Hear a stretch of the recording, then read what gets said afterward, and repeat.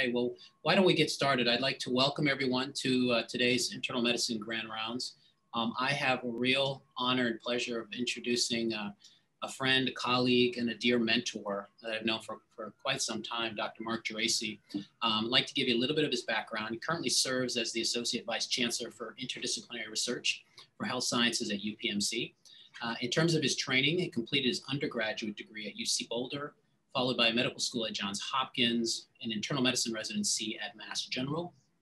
After that, he completed his pulmonary fellowship at the University of Colorado. He stayed on as faculty and he quickly rose through the ranks until he subsequently served as chief of the division from 2004 to 2015. And then from 2015 to 2020, moved to Indiana University, where he served as the chair of internal medicine. Dr. Geraci is really considered a thought leader in the area of icosanoids and application of icosanobiology to pulmonary vascular disease, as well as lung malignancy. Interestingly, he was one of the early adopters of high throughput genomic platforms, really for identification of functional candidate biomarkers in various lung diseases, both malignant and non-malignant. And for that, he's been supported by multiple awards through the NIH and other mechanisms, including most recently the NHLBI R2024 Genomics and Pulmonary Hypertension Consortium Award, as well as the NHLBI Top Med Award. He's really considered a role model for many of us, for many budding clinicians, researchers, administrators. We all think very highly of Dr. Geraci. On a personal note, as I mentioned at the outset, I really consider him to be a dear friend and a mentor and someone that I still look to for wisdom as I sort of develop my own personal career, and many of us feel that way about him. So it's a real honor and a pleasure to introduce Mark. The title of his talk will be Lung Cancer Chemoprevention, Targeting Early Carcinogenesis. Dr. Geraci, thank you so much for your time today. Thanks, Pat. Let me see what I can do here to share my screen. I can't get it to move here. Let me put it here and then share the screen.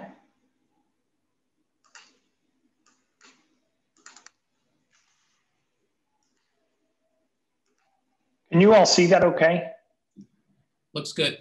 Great, thanks. So thanks to Pat, he really framed this presentation extraordinarily well, and I'm very excited to be able to talk with you today. Would have loved to have been able to be there in person, but given the circumstances, I think we're doing most things remotely everywhere. So as Pat said, this is really a great story of a big team effort looking at lung cancer chemoprevention. So I'm going to walk you through some of that. And it's really just a model of how to take research, from the bench through animal modeling and into the bedside, and also some of the lessons learned in that regard. So I'll start with my disclosures, which also are a teaching point. So I do hold what I consider to be a highly limited, restricted, and essentially a useless patent on the use of prostacyclin analogs in chemoprevention. There are a lot of lessons learned in terms of this, and in terms of disclosure and prior art, which are pretty funny but important to learn about. If you've discovered something that you think holds intellectual property value, it's great to talk to your tech transfer office early on and understand the limitations of this. We had a postdoctoral trainee early on in the project who was with us for several years. He worked at a European country. When he went back, his sponsor said, "Tell us what you did. Could you write this up?" And he published it in his native language. And when we went on to then try to patent this information, we were told that that was prior art, that we clearly had learned from prior art and nothing we were submitting was original. So nonetheless, we had a very small patent that had a very limited scope. That patent got licensed to a company called VisionGate. And as the principal in this license, I received $1,041 a year. I've had 2 payments. I get 2 more. This isn't going to make me rich. I'm hoping to buy a TV. But throughout the discussion, I'll talk about clinical trials of the off-label use of both iloprost and pioglitazone. Learning objectives for today, really to talk about the breadth of the morbidity and the mortality of lung cancer, to summarize results of these chemoprevention trials to date in the broad field of lung cancer, and then to hone in on targeted approaches for chemoprevention in cancer. So unlike a lot of cancers, we know what's associated with about 92% of lung cancers. It's smoking. You've all heard about this. And these are advertisements from earlier on where smoking was promoted in such a way that a very high proportion of the population smoked, including Santa Claus and dentists and the like. That's really changed, and reducing smoking has been the greatest help to us in reducing lung cancer morbidity and mortality. But having said all that, lung cancer still remains the biggest killer of all people with cancer. Lung cancer kills more people than the next 4 major cancers combined.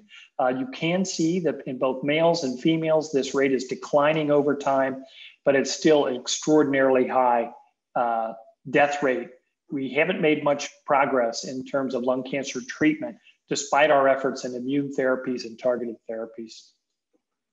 The other thing to know is that lung cancer risk, as we know, increases over time with more pack years of smoking. And it also decreases over time when you quit smoking, which is the best approach to reduce cancer incidence.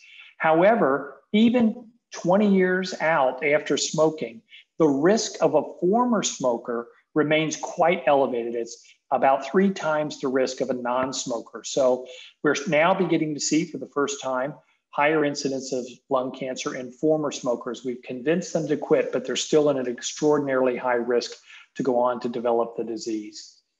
We're going to talk in this presentation about prevention and chemoprevention, but it also converges with lung cancer therapy. So this is just a diagram, and you'll see a lot of this through the presentation, where we examine the epithelium of the lung in terms of what it looks like normally, transitioning to squamous metaplasia, which is early changes that occur in smoking-related diseases, into mild, moderate, severe dysplasia, and even carcinoma in situ. There are a number of molecular events that are associated with this.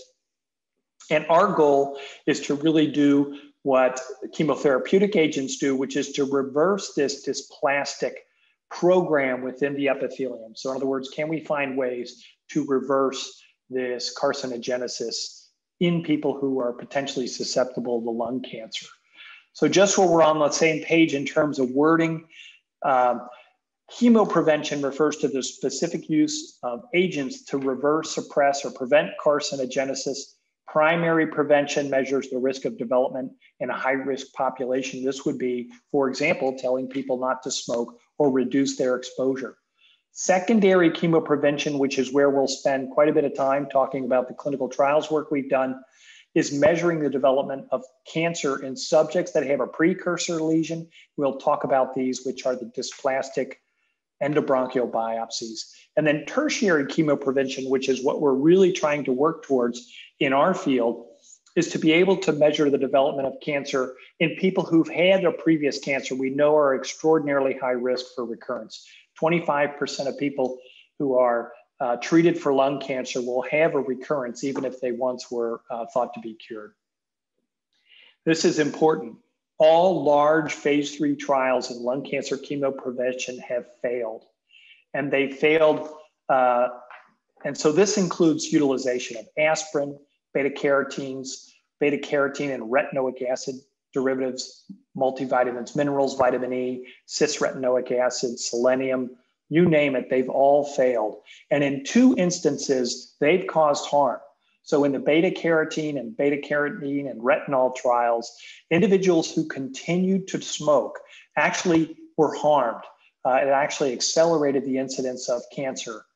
We would have been able to predict this had we taken these compounds through the animal models, because the animal models predict very clearly that continuing smoke exposure in the presence of what are thought to be beneficial chemoprevention agents actually accelerate squamous metaplasias. So it's important that we're doing these preclinical animal trials. And so this really is a bench through the cage out to the bedside kind of a conversation. Everybody has a pathway. The pathway we've been focusing on now for 25 years is the prostaglandin pathway. This is what I call thinking outside the COX, which is cyclooxygenase. So many of you know that drugs such as nonsteroidals and aspirins act upon cyclooxygenases 1 and 2. So free fatty acids are acted upon by these to make prostaglandin G2, and through an isomerization, prostaglandin H2 is made. H2 is a precursor for a lot of different prostaglandins, thromboxanes, and the like. These compounds, these lipid mediators, they're small molecule lipid mediators, can interact with membrane receptors, and we'll talk about that, or they can interact with nuclear receptors. In this case, we'll talk about this as well, the peroxisome proliferator activated receptors like gamma, so these PPAR receptors. So we'll walk through that in the future, but that's the pathway we're focusing on. So first, we do have a lot of animal models of lung cancer. We'll walk through a few of those.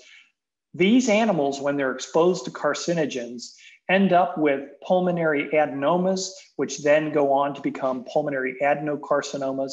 Histologically, these resemble well-differentiated adenocarcinomas. They're very well defined, and if left to progress, they go on to metastasize.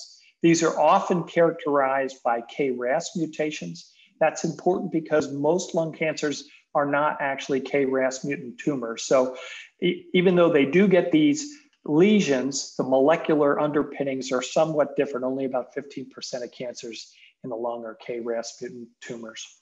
Very early on in our work, Pat mentioned this, we wanted to say, are these tumors at all like, on a molecular level, human adenocarcinomas? And so this was a very large study for its day, using microarray gene expression analysis to look at murine tumors and human tumors, and to align the up and down regulated genes between the two. And I think you can see from this sort of a display that the mouse tumors on a molecular and signaling level are very similar to the human adenocarcinomas. One of the interesting enzymes in this list, at one of the very top, is this prostacyclin synthase, the gene that actually makes prostacyclin in your body. So we were able to immunostain lung tumors for this. And what we found very interestingly is that when you immunostain very early cancers, these are stage 1 tumors at resection, if you retain any expression of this enzyme, you have a very good long-term survival. But if your tumor, and the majority of tumors do this, have lost this enzyme in their tumor cells, they have a much worse prognosis. So this sensed us that potentially this prostacyclin synthase and its concomitant prostacyclin molecule may have a beneficial effect in lung cancer if the expression is maintained.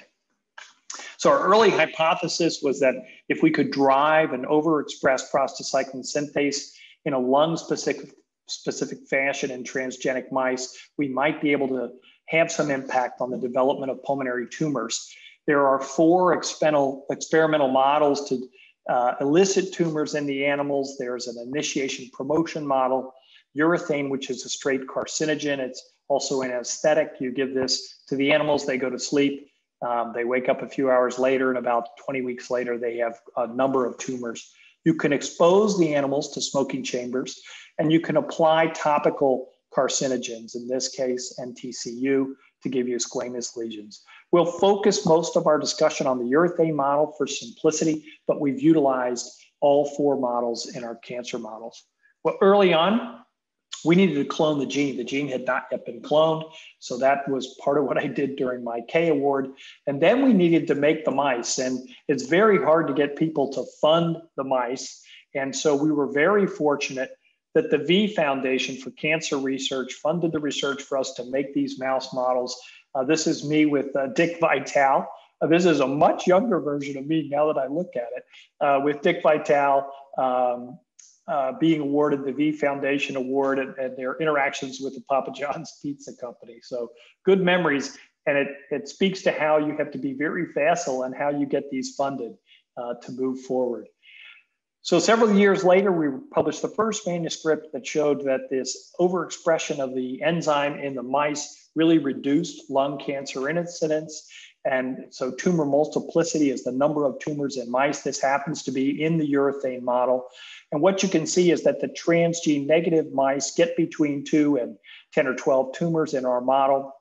But importantly, the transgenic mice had very few tumors, and a significant number, almost half the mice, got no tumors at all. So that was really surprising to us, that in some ways it almost prevented the carcinogens from causing lung cancer. We then wanted to find out a little bit more, and through some collaborations and time I won't be able to explain to you, we wondered, because we had some evidence that these eicosanoids could interact with PPARs, how much the PPAR, the peroxisome proliferator activated receptor system, was involved. These PPARs are very interesting nuclear receptors. They heterodimerize with the retinoic acid receptor to turn on transcriptional regulatory genes in very defined patterns. They happen to be sort of pro-differentiation patterns. So they turn on whole sets of genes. This pathway is druggable. This PPAR gamma is the target of the thiazolidine dione, the TZD, anti-diabetogenic drugs. So again, we have a druggable target in a pathway we think might be important. So if we take prostacyclin analogs, in this case iloprost, which we've talked about, and put it on cells with a PPAR response element, these are lung cells, we show that iloprost, a prostacyclin analog, activates the PPAR gamma response element in lung epithelial cells. So it seems to be able to turn on the programming in lung cancer epithelial cells. It doesn't appear to be PPAR delta, which is another nuclear receptor that we've been examining with a group in colon cancer, but it doesn't appear to be prominent in the lung. PPAR gamma appears to be important in the lung. So a critical question we had was, what about this membrane signaling pathway, the canonical signaling pathway for prostacyclin through the membrane receptor? Is that receptor necessary for this chemoprotective effect, or is it driving through another or alternate pathway? So we did an experiment that I always call a no mouse left behind experiment, where we took our transgenic animals and crossed them with the membrane receptor null animals that were given to us in collaboration with Shu Naramiya's group in Japan. This is a complicated breeding scheme, but by taking the transgenic and the knockouts and then breeding their offspring, you come up with all 6 resultant mice, which form all the appropriate controls for the experiment. When you then look at this, we published this data quite some time ago. It turns out that prostacyclin prevents this cancer independent of the membrane receptor, independent of the canonical pathway, and appears to be mediated through this PPAR gamma pathway. So this is just the raw data showing that really, even if you've lost the prostacyclin receptor membrane, it's the presence of prostacyclin overexpression that actually reduces the tumor. So independent of the membrane receptor, and really seems to be possibly through the PPAR. We then went on with Rafe Nemanoff and his group to show that PPAR gamma can act like a tumor suppressor gene in lung cancer cell lines. It can suppress transform growth. It doesn't really affect growth in liquid, but in soft agar cloning assays and tumor models in animals, it definitely seems to suppress it. So if you take PPAR gamma constructs and you transfect these into virus and then put them into nude rats, this is a control virus with no PPAR gamma. You can see this animal develops lung tumors in the periphery and mediastinal adenopathy, very large tumor burden. But if you transfect that cancer cell line, human cancer cell line, with a PPAR gamma construct, there are still a few very small tumors, but not many at all. So by way of summary, I'm giving you a lot of science. I promise we'll get to clinical work here soon. We've shown that the PPAR prostacyclin synthase is decreased in lung tumors, that the overexpression in transgenic mice is protective.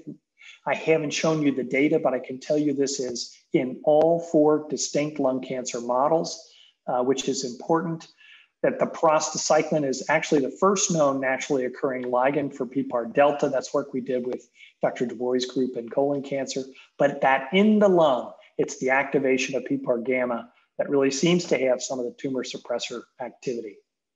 So What about human trials? Iloprost is a drug that was developed by Schering AG, later bought out by Bayer. It's a synthetic analog of prostacyclin. It could be administered either IV or inhaled or even orally. The IV compound's been used in peripheral vascular disease and Raynaud's. The oral compound, which is an extended release compound, had been used in peripheral vascular disease and Raynaud's, and it was well tolerated. Very, very low doses you'll see here in the microgram twice a day dose range. It's a very potent vasodilator. The inhaled compound is currently used in pneumonia and ARDS, but it's also approved in pulmonary hypertension to be used to control pulmonary hypertension. So if we use the iloprost in the diet, so now we've taken a genetic model of the mice, we've given now the drug, we can drug this pathway with iloprost. We see that the mice also have a very reduced tumor incidence, so that's good. And then we're ready to look at the potential for the ability to move this into a human trial. So this is a billboard up in Wyoming that we're trying to avoid, which is preventing lung cancer. So we focused on high-risk smoking groups. So these are people who have a smoking history of more than 20 pack years. We know that airflow limitation is probably the best biomarker for the development of cancer. Oddly enough, in all the work we've done with biomarkers and what can predict lung cancer, it's that reduction in FEV1 and FEV1 to FVC ratio, the obstruction component, that is a marker of the higher risk group to develop lung cancer. Sputum cytology is also very important. We know that if you have moderate or severe sputum atypia on expectorated sputums, you're at higher risk, and also people with a family history. This is work done really early on in our lung cancer and spore and lung cancer group by Sheila Prindiville, demonstrating that if you have more than moderate increase in your expectorated cytologies, you have a very high relative risk of going on to develop lung cancer. So the association of dysplasia with the subsequent development of cancer is very high. So with this, we designed the Iloprost Chemoprevention trial. This was a double-blinded, randomized, controlled trial where patients were on the eligibility criteria. They had to have sputum atypia at entry. They could not have a previous cancer, and they had to have a smoking history. They were then randomized, but stratified by smoking group. We included current smokers.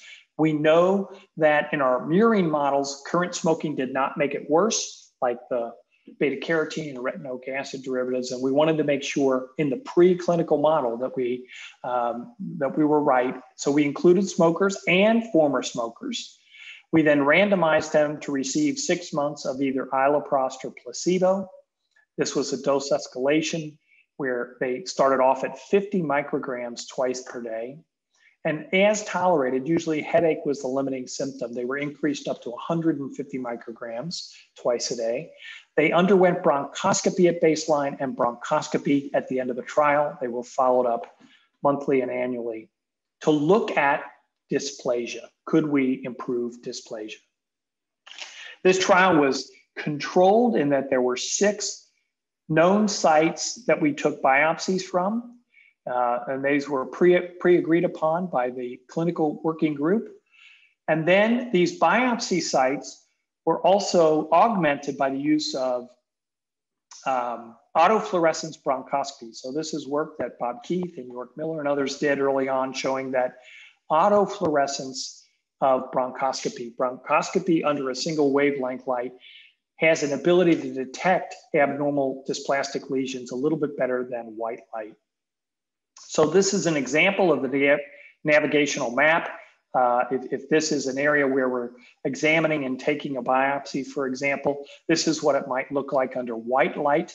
You can see this is a nice sort of view of the carina of the bronchi here. Under the autofluorescence light, this area of abnormality, which tends to be more apple green, comes up, or even a little bit brown. Molecularly, this is an area of what's called angiogenic dysplasia. The capillaries are coming up just underneath this abnormal epithelium, bringing hemoglobin much closer to the surface. And we believe that it's the autofluorescence against the hemoglobin that gives that abnormal color. No tracer dyes are needed. We also performed cytologic examination for chromosomal rearrangements that we knew were prominent in airway dysplasias. This angiogenic squamous dysplasia is very interesting. Again, in three-dimensional reconstruction, you can see the blood vessels coming up through the lamina propria to the epithelium, and then coursing right underneath the surface in a longitudinal serial section. And we believe that's probably the reason for the autofluorescence, again, the hemoglobin being very close to the surface.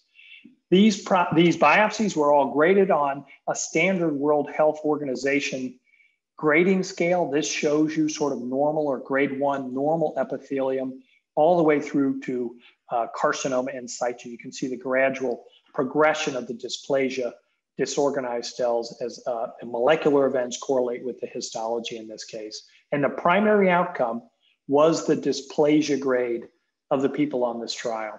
So this was published now almost 10 years ago, actually, that oral iloprost improved the endobronchial dysplasia in former smokers. If you continued to smoke, this compound had no effect and it didn't really help.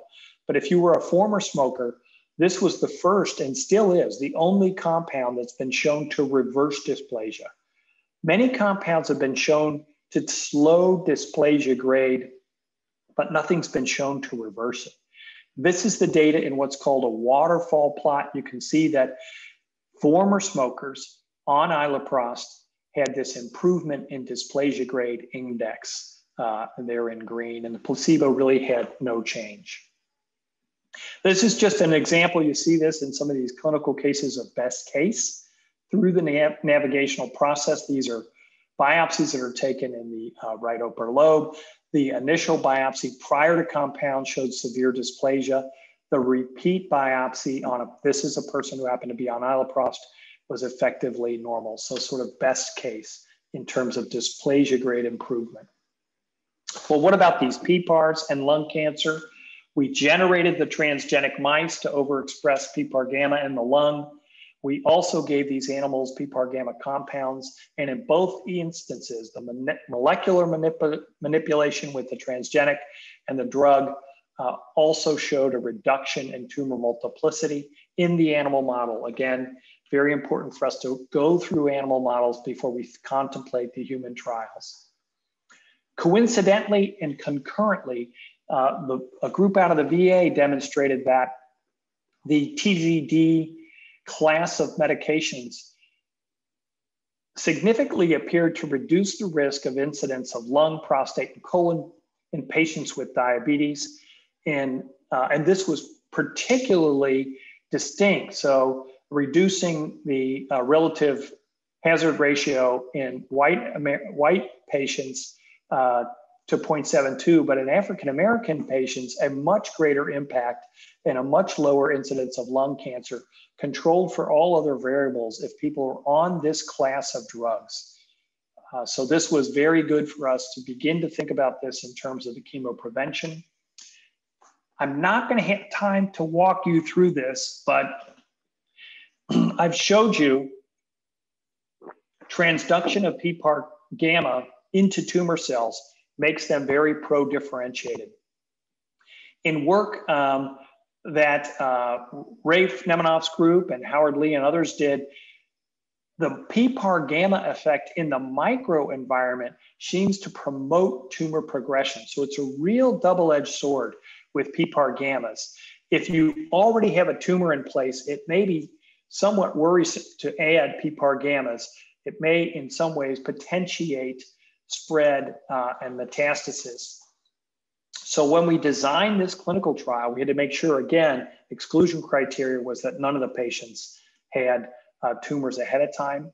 This trial was designed, this is called the PIOS trial, Pioglitazone in obstructive smokers, in an exact fashion as we did for the previous trial. The caveats were the doses, of course, were different, but they were randomized to either Pio or placebo, and it was double-blinded. And we had extra funding from not only the SPORE, but also collaborative R01 to do much more sophisticated examination, high resolution CAT scans and the like for secondary outcomes. The major endpoints were bronchial histology. And by designing the trial identical to the Prost trial, we could look across the two trials to see comparably, is Pioglitazone better, worse, no different than Prost. So this was just recently published, and this is the phase 2 trial for Pioglitazone. And this, to all of you who worry about negative results, demonstrates you can publish a negative result trial. This is as negative as it gets. Turns out, for reasons which we are still working on, Pioglitazone, while it works in the preclinical models, did not improve endobronchial histology one bit. These are flat negative in terms of improvement in the dysplasia grade in the biopsies of patients, either current or former smokers. So that's good to know that we didn't harm anybody, but this compound and targeting this pathway was not powerful enough to suggest improvement. So just briefly, where are we going with some of this work, and what are some of the more interesting molecular ways that we're approaching this? And this is really in an effort to personalize chemoprevention. So in other words, can we find out who might be more amenable to these chemoprevention agents in the future? And should we, like many cancer drugs are doing, look at the most likely subjects to improve from chemoprevention? So one of the things we've been involved with is to look at the copy number changes in the endobronchium. We don't have that fine molecular map that colon cancer has that says these different chromosomal changes lead to and are associated with the progression in the histology that you see in colon. We don't have that fine of a map in the lung, but can we get there by looking at large-scale genomic increases or deletions? And we undertook this study, and it's very interesting. It turns out that the biopsy really wasn't quite as good as the brush. If you do an endobronchial brush, you get much more sensitive data. But what you can do is you compare this is now on a high density SNP SNP array, compare the blood from an individual, which we consider to be more like germline DNA, to the DNA coming from endobronchial brushes, and say, are there copy number deletions, or are there copy number increases across the entire genome? And you can see that we were able to detect this with really, really great accuracy in these brush cells. This is work that we just published again several years ago. And importantly, not only can we very accurately detect these, and these are differences of when we do dilution studies, these are changes in 1 cell out of 100. So if 1 cell out of 100 in that brush specimen has an alteration, we can pick it up because of the power of using the patient's own blood as its own internal control. That these alterations that we see on the SNP arrays can be validated by fluorescence in situ hybridization of the markers in the region. So if we would expect to see amplifications in these regions when we go to the cells and look under a microscope, indeed the markers of the genome in that region actually are amplified. So there's several more copies than there should be in these endobronchial cells. The other thing, and this is much more recent and one we're still working on, is that we know if we biopsy somebody's endobronchium, it could be really, really bad when we biopsy. It could actually even be carcinoma in situ. When we go back to biopsy it 1 year or even 2 years later, that can spontaneously regress. So that same area could spontaneously regress, or it could persist and continue to be severe, or could go on to be cancer.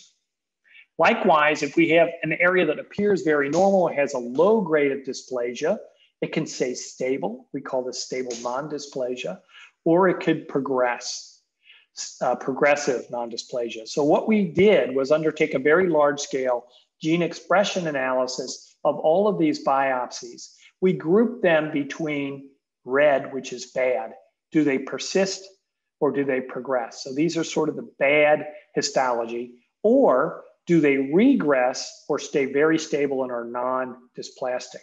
So as you can imagine, you could develop sort of a classifier of gene expression across these two. And the idea initially is, can we predict from somebody's initial biopsy who's going to get better all on their own? They may not necessarily benefit from chemoprevention, or who is actually going to progress. And this is a group, either they persist or they progress, where we would want to employ or think about employing a more personalized chemoprevention approach. So this was just published, like I said, just a couple of years ago, very large group of a lot of collaborators involved in doing this. This is just a heat map. Many of you are familiar with these, of the differential gene expression in these groups: progressive dysplasia, regressive, stable, non-dysplasia, and the like. When you put these towards a map of the pathways that are involved, it's very interesting, because what seems to pop up are immunomodulatory pathways seem to be very central to whether or not people progress or regress. So it's the microenvironment and the inflammatory milieu that seems to drive progression getting worse or regression getting better. And when you drill down upon that even further and you phenotype the inflammatory cells, this is one example that shows this. The M1 macrophage phenotype appears to be in the regressive. So M1 macrophage is a type of macrophage which is felt to be anti-inflammatory, anti-tumorigenic, actually is much more prominent in these regressive dysplastic lesions. So I'm getting very close to ending here. Where's all this work headed? Oral iloprost clathrate was discontinued. The patent ended, and Bayer said, we're not really going to do much more. But with the collaborations with the company, Bayer has begun to reformulate iloprost in a different compound so that it has now 15 years of patent life, and they're reintroducing the potential to do phase 3 oral trials with this compound. Treprostinil, which I didn't talk about, is another oral analog. It does not activate PPAR gamma. It doesn't really work well in these preclinical animal models. We've talked about the fact that pioglitazone is not an effective compound, at least in our phase 2b human trial. We talked about the fact that inhaled iloprost is available, and there's an ongoing, nearly finished actually, phase 1 trial to see if it's safe in patients with COPD. And if it's tolerated, phase 3 trials could be performed with either the inhaled or the oral compounds to say, now moving to tertiary chemoprevention. Once you've had a cancer, we know you're extraordinarily high risk. Can we help prevent the recurrence of said cancer with the introduction of these chemoprevention compounds like iloprost? So with that, I'm going to wrap up. There's a lot of team over the course of many years involved in this. Our genomics group out in Colorado, our spore and lung cancer, and an R01 that we had, a lot of alumni of the Geraci lab over many, many years, and then collaborators from afar that have really helped in these efforts. I never end a talk without thanking my family. So this is Familia Geraci with some of the grandkids, not all of them, and my wife, Kathy, who through thick and thin still stands by me as I try to do some of this science stuff. So with that, I'm going to end, and I'll open it up for any questions. That was great, Mark. Thank you so much. I'm looking in the chat, and I actually see a question, and I'm sure others will come up. Can you see the chat, the question in the chat there, Mark? Let's see, I probably need to stop sharing my screen. That'll do it. If not, I'll read it out. Let's see, this is, what are your thoughts on why Pio has post-marketing findings of increased bladder? You know, that is a great question. There's been a new study that's come out of all the different incidences of TZD compounds in cancers. And as many of you know, these compounds have been associated with an increased risk of bladder and some thoughts urinary kidney cancer as well. I don't think we know at a molecular level, but I'm sure given the clearance and the pharmacokinetics of this compound, it has a very high concentration in urine. So its interaction, and of course the carcinogens from smoke actually are also highly concentrated in urine as well. So I don't think we understand why the uroepithelium is different. I think when we investigate these compounds, we have to be cognizant of the epithelium and the actual effects in each epithelium. I don't think they're the same. For example, in the lining of the colon, we know that the effects of the eicosanoids are different, despite a lot of evidence about COX inhibitors and colon cancer. So I think each epithelium is different, and I think the effects are very different in the uroepithelium per se. Great question, though. So Mark, I had a question for you, and this really, I think it has to do with the last portion of your talk where you were looking at genomic signatures to kind of predict who would progress and who would not progress. What are your thoughts in terms of whether or not there's any overlap in what you saw there with some of the work that's being done by Avi Spira and others in terms of looking for these signatures that might predict who will go on to get lung cancer? It's particularly germane in light of the recent change in the guidelines for lung cancer screening, where we've dropped them down now to 50 in 20-pack years, which is only going to attract more patients to being screened. And it's going to raise the question again of whether or not we can develop some real clinically informative biomarkers to tease out who should keep getting CTs for the next 20 years versus who shouldn't get CTs. Yeah, no, I think that's a great question, Pat. I think that it's going to take an army of people thinking about this. I think it'll probably come down to a panel of markers, and I think it won't just be molecular markers. And I think it'll actually be examination of potentially the histology. So I think these people may benefit from these endobronchial biopsies where we can see what's happening in the microenvironment. We think iloprost for certain, and Howard is probably better to answer this question about what's it doing in the microenvironment. But we think some of its action is not just on the tumor cell itself, but the microenvironment. So are we manipulating the microenvironment in a way that maybe helps us as well? I don't think it's going to be single markers. I think it'll be panels, and I think it may include either non-invasive or invasive ways to examine histology and microenvironment. The other question had to do with, do you know if there are any large-scale epidemiological studies on which they followed, for example, pulmonary hypertension patients who are on, for example, prostacyclin to see what the incidences of lung cancer in those particular patients? And I guess the same would apply for diabetics who've been on some of these TZD drugs, and whether or not anyone's looked to see, tried to tease out whether or not there are decreased incidence of lung cancer in those patients. So for the TZDs, for sure, that was the large VA trial. And it's different in race. So they definitely have a decreased incidence of lung cancer on TZDs. Again, very different than the uroepithelial cancer story with that drug class. For pulmonary hypertension, we don't have enough people that get lung cancer because most of them are non-smokers. And so we haven't been able to tease that out. They do not seem to get a higher incidence or even, frankly, a lower incidence of other cancers. Their life expectancy is maybe too short to see the effects in other types of cancers, prostate, colon, and the like, even breast. It's a great question, though. Other questions? Looks Dr. Syme. Hi, Mark. Could I ask you a question? So given the sort of interesting roles of PPAR gamma and some of the isoforms in fibroblast activity and the role of fibroblasts in tumor progression, I just wonder what your kind of thoughts were on sort of that side of the equation. On the potential for their effects to be impacting that cell type and that lineage as well. I think it's really possible that that's another part of the process.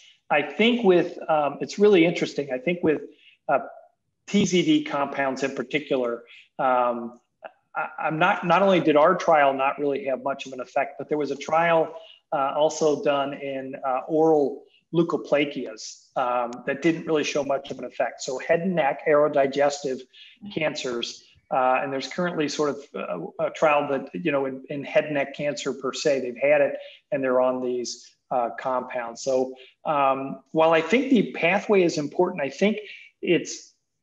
don't think it's an easy way to define the exact targets of the PPARs. They're going to tell us what cell types are impacted, whether or not it's the epithelium itself, the microenvironment, or the EMT and fibroblasts that's important. Those compounds target a large range of different genes, and I don't think we have enough information yet to pin down where we're going. I think the other thing that's really interesting is some of these seem to target PPAR independent pathways, so off target, which is sort of, I think, fascinating depending on their structure relationships. And I think it makes it even more complicated to understand. Which is great, good subject. No, that's a different part of my talk, which I thought was way too sciencey for grand rounds. This might have been, and if it is, I apologize, but I have a whole separate talk that talks about the structural activity relationships in the PPARs and the icosanoid acting agents, and the the dirty drugs, if you will, and all the different targets they hit, that helps explain why there are maybe differences between the different ones. But you're exactly right. These are not, these compounds hit many different targets at different ranges. So, and that probably is the key to everything. No, enjoyed your talk enormously. Thank you. Thanks. Mark, I think the last question I would ask you is, you had mentioned at the outset, you were going to talk about some lessons learned, and you mentioned some lessons learned. I think any other lessons learned sort of in this journey, sort of taking this translational approach of bench to bedside, bench to animal to bedside and back, any other lessons learned?